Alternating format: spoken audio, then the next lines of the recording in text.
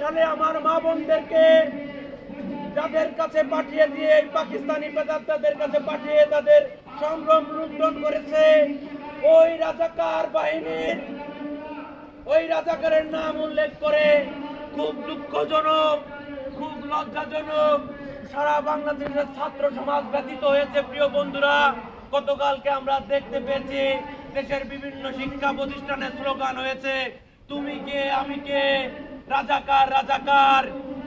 এই বাংলাদেশে একটা মাত্রই স্লোগান, তুমি কে আমি কে, বাঙালি বাঙালি। বাংলাদেশের স্লোগান, তোমার আমার ঠিকানা পদ্মা মেঘনা যমুনা।